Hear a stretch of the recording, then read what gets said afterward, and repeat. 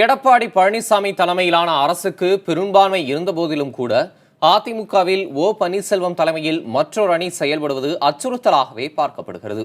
அதிமுகவில் கோவை வடக்கு தொகுதி எம்எல்ஏ அருண்குமாரை தொடர்ந்து சூலூர் தொகுதி எம்எல்ஏவும் அணி மாறுவேன் என்று மிரட்டல் விடுத்துள்ளார். அவரது மிரட்டலுக்கு காரணம் என்ன, அரசின் எதிர்வினை என்ன என்பதை இப்போது பார்க்கலாம். கோவை மாவட்டம் பெரிய குயிலி பகுதியில் உள்ள கல்குவாரியில் கடந்த வெள்ளிக்கிழமை நேரிட்ட விபத்தில் 2 தொழிலாளர்கள் உயிரிழந்தனர். அங்கு ஆய்வு மேற்கொண்ட சூலூர் தொகுதி எம்எல்ஏ கனகராஜ் 2 தொழிலாளர்கள் உயிரிழந்த போதும் இதுவரை அதிகாரிகள் எந்த நடவடிக்கையும் எடுக்கவில்லை என குற்றம் சாட்டினார். கல்குவாரியை மூடுவதுடன் விபத்துக்கு காரணமானவர்கள் மீது நடவடிக்கை எடுக்க வேண்டும் என்று அவர் வலியுறுத்தினார். நடவடிக்கை எடுக்கப்படாவிட்டால் முதலமைச்சர் எடப்பாடி பழனிசாமி அணியிலிருந்து விலகி வேறு அணிக்கு மாறப்போவதாக அவர் எச்சரிக்கை விடுத்தார். ஏதோ ஒரு அமௌண்ட் வாங்கிட்டு ஏதோ டோக்கன் போட்டுருவாங்க, அது போட்டு போயிட்டு இருக்கிற உண்மையாக இந்த கல்குவாரியெல்லாம் பார்க்கவே கிடையாது. நான் இந்த அதிகாரி மேலே நடவடிக்கை சொல்லி கண்டிப்பாக எழுதி கொடுப்பேன். நடவடிக்கை எடுக்கணும்னு சொன்னால் இது வரைக்கும் என்னாலும் தெரியாது. இதுக்கு நடவடிக்கை எடுக்கணும்னு சொல்லி எழுதி கொடுப்பேன், சத்தியம் எழுதி கொடுப்பேன்.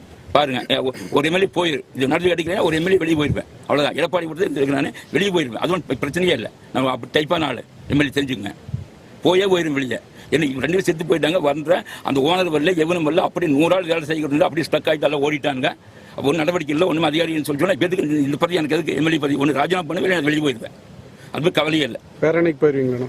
வேலைக்கு போனால் போயிருவேன், வேற சொல்லுங்க, வேலைக்கு போயிருங்க அப்படின்னு சொல்லி ஒன்று எம்எல்ஏ எதுக்கு சொல்லுங்க, பார்க்குறேன் போகிறீங்க, பேப்பரில் போகிறீங்க, எல்லாம் பண்ணுறீங்க, வேலைக்கு போக மீன் போகிறேன். அதிமுகவில் முதலமைச்சர் எடப்பாடி பழனிசாமிக்கு ஆதரவாக 122 எம்எல்ஏக்களும் எதிரணியான பன்னீர்செல்வத்திற்கு ஆதரவாக 12 எம்எல்ஏக்களும் உள்ள நிலையில் கனகராஜின் பேச்சு சர்ச்சைக்கு வித்திட்டது. இது தொடர்பாக அதிமுக துணை பொதுச் செயலாளர் டிடிவி தினகரனிடம் செய்தியாளர்கள் கேட்டபோது, நீங்கள் ஏதோ பத்திரிகையாளர் கேட்டதுக்கு பதில் சொல்லியிருக்காரு. அவர் கருத்தை திருப்பி பெற்றுக்கிட்டாரு. ஏதோ தவறாக சொல்லியிருந்தா அதை தவறு அப்படின்னு சொல்லி திருப்பி மன்னித்து இருக்கு. அவர் ஏதோ ஒரு கருத்து சொல்லியிருக்காரு, அதை திருப்பி பெற்றுக்கிட்டாரு, அவரே சொல்லிட்டாரு. இதில் மன்னிக்கு தெரியல என்ன இருக்கு,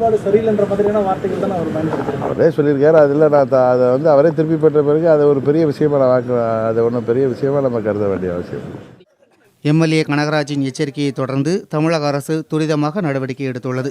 ஆனந்தகுமார் என்பவருக்கு சொந்தமான அந்த கல்குவாரிக்கான உரிமத்தை ரத்து செய்து மாவட்ட ஆட்சியர் ஹரிகரன் நேற்று மாலையே உத்தரவு பிறப்பித்தார்.